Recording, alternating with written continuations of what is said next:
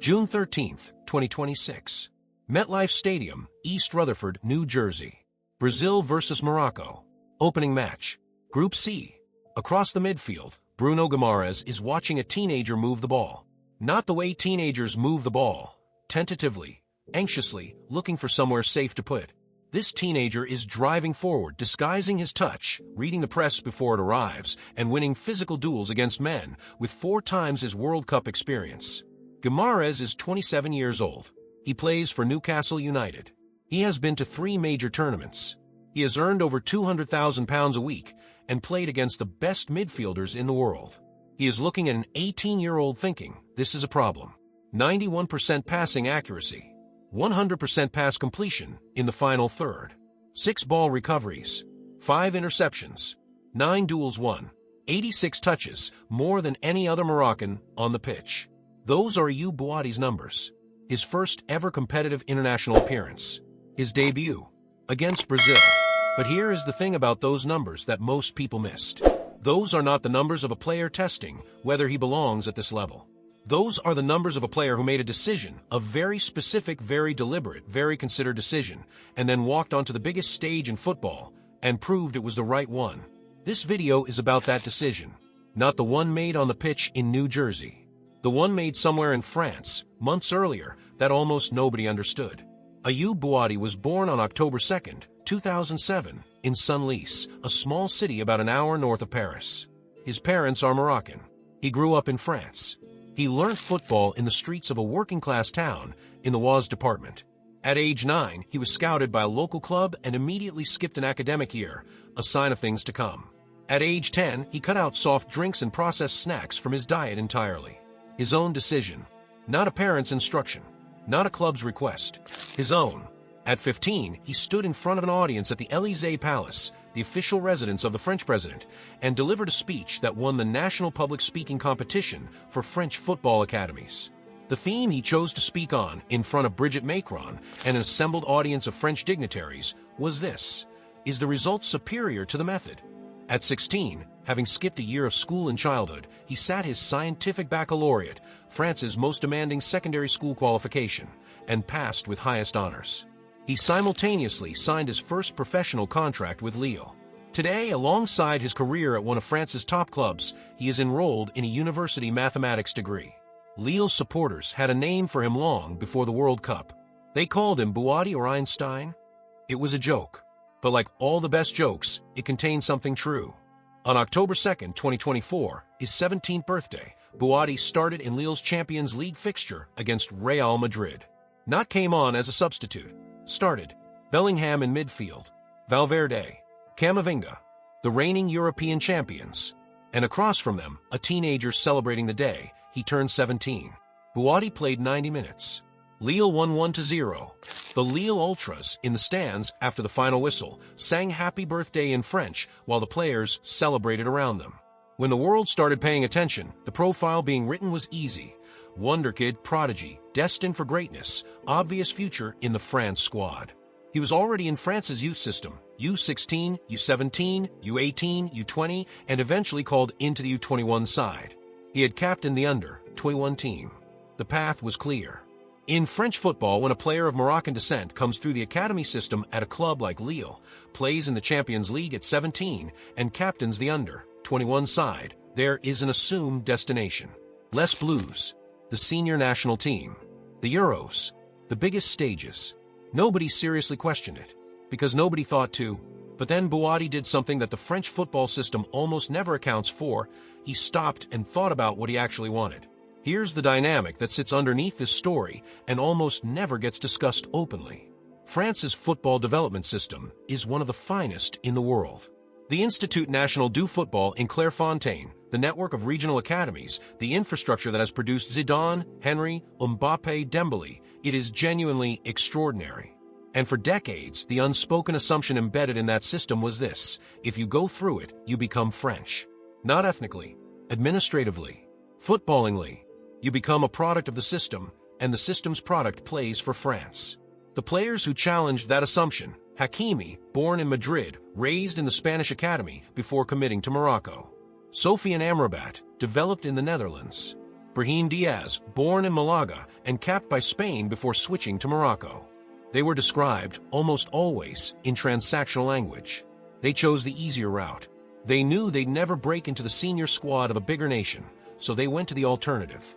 That framing has always been convenient, and it has always been lazy. Because what the framing misses is the actual question these players were answering. Not, where will I get more game time, but something much harder. Where do I actually belong?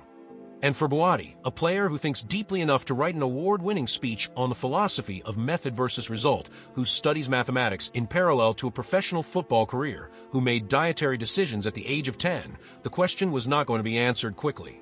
In March 2026, 3 months before the World Cup, France's under-21 coach Ayoub Bouaddi called Bouaddi into the squad for Euro 2027 qualifying. Bouaddi accepted.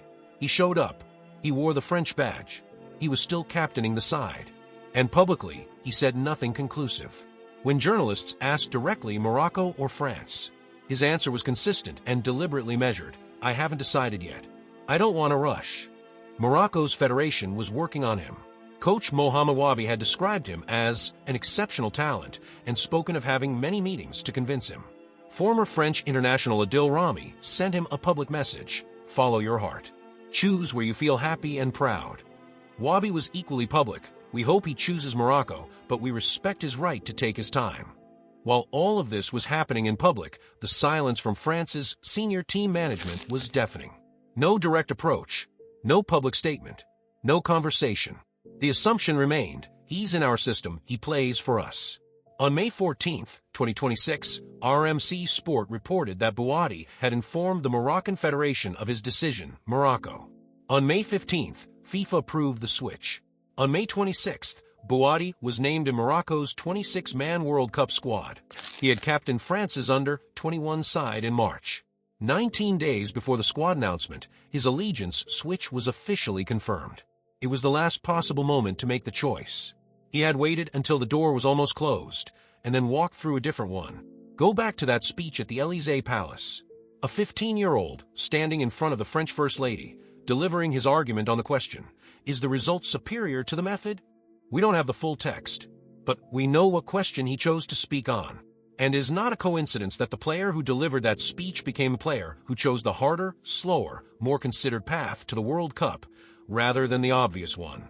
Because the easy reading of Bouaddi's decision is the result-first reading. Morocco gives him a faster route to a World Cup squad, more game time, more prominence. In a purely transactional analysis, the result is better at Morocco than waiting behind Tchouaméni, Camavinga, and Zubimendi for a France shirt. But that's the result. That's not the method. The method, in Bouaddi's case, appears to have been something different. The method was sitting with the question long enough, months of public uncertainty, pressure from both federations, scrutiny from every football journalist in France, to make sure the answer wasn't rushed. The method was captaining France's under-21s in March and still not giving a final answer. The method was understanding at 18 years old that the identity question and the football question were not the same question. He answered the identity question first. The football question took care of itself against Brazil. Bouaddi is not an anomaly. He is the latest and most visible expression of something that has been building across Moroccan football for over a decade. Achraf Hakimi, born in Madrid, developed through Real Madrid's academy, always committed to Morocco from the beginning. PSG's first-choice right-back. The best right-back in the world in 2024 and 2025. He now captains Morocco. Brahim Diaz, born in Malaga, raised through Manchester City, and then Real Madrid. Capped once by Spain in 2021, then chose Morocco. Top scorer at the 2025 Africa Cup of Nations, 5 goals in 5 matches. Sofiane Amrabat, born in the Netherlands, developed there, chose Morocco. The World Cup's breakout midfielder in 2022. And now Bouaddi. The pattern keeps repeating. Elite players, born and developed in European countries, choosing to represent Morocco. Not because no other door was open.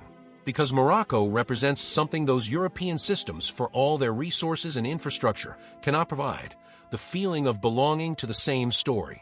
During Morocco's 2022 World Cup run to the semi-final, for the first time in history, the entire starting lineup featured players born outside Morocco.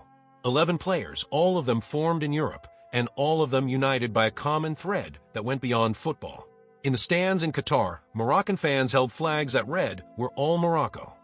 They were watching players born in Spain, France, the Netherlands, Belgium, and Canada, and feeling something that the scoreline alone could not explain. When Bouaddi walked into that Morocco training camp for the first time, in late May 2026, his coach said he had wanted many meetings to get him there. What Bouaddi didn't say, but what might have been more accurate, is that you don't hold that many meetings with a teenager who has already decided. You hold them with someone who is still working out whether the answer to the identity question and the answer to the football question will lead to the same place. Morocco convinced him they would. June 13, 2026. Final whistle. Brazil 1-1 Morocco. Ismail Saibari had scored in the 21st minute. Vinicius Jr. had equalized 11 minutes later. And for the remaining 60 minutes of the match, Morocco held the five-time world champions, not through defensive desperation, but through controlled, organized, tactically intelligent football. In midfield, the player who controlled the rhythm was an 18-year-old who 3 weeks earlier had not played a single competitive minute for this country. Bouaddi did not speak to reporters after the match. He let his feet do all the talking. As the Reuters reporter covering the match put it, his coach did speak. Bouaddi was asked about the decision to start Bouaddi against Brazil.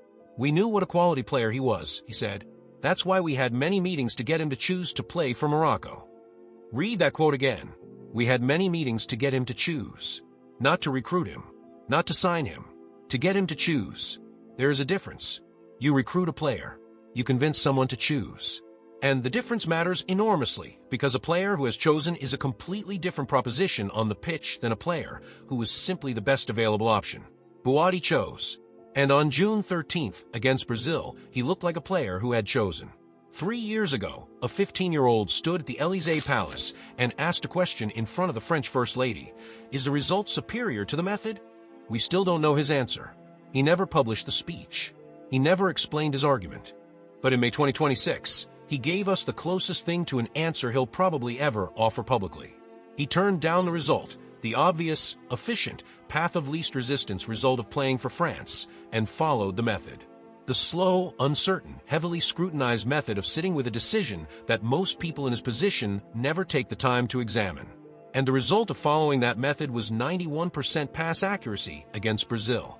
6 recoveries, 5 interceptions, 9 duels won, a 1-1 draw that Morocco's coach called one of the great performances by a debutant he had ever seen. But here is the bigger picture. The reason this video matters beyond Ayoub Bouaddi. Morocco's starting 11 against Brazil was composed entirely of players born outside Morocco. The captain, born in Madrid. The goalkeeper, born in Canada. The creative midfield, born in Spain. And now the 18-year-old holding midfielder born in Senlis. What Morocco has built is not just a football team. It is an argument made in stadiums and training grounds and the boardrooms of football federations across Africa and Europe. That identity can be a competitive advantage. That the players who choose, rather than default, bring something to the pitch that cannot be coached or contracted. Bouaddi, at 16, won a prize for arguing that method matters more than result. At 18, in his own way, he proved it. Here is the question I want to leave you with. Morocco now regularly fields an entire starting lineup of players born and developed in Europe. France, the Netherlands, Spain, Belgium. These players chose Morocco when they could have chosen somewhere else. What is Morocco offering them that the biggest football nations in the world cannot? Is it the project? The identity? The 2022 legacy? Something that goes beyond football entirely? Tell me what you think in the comments. I genuinely don't have a clean answer.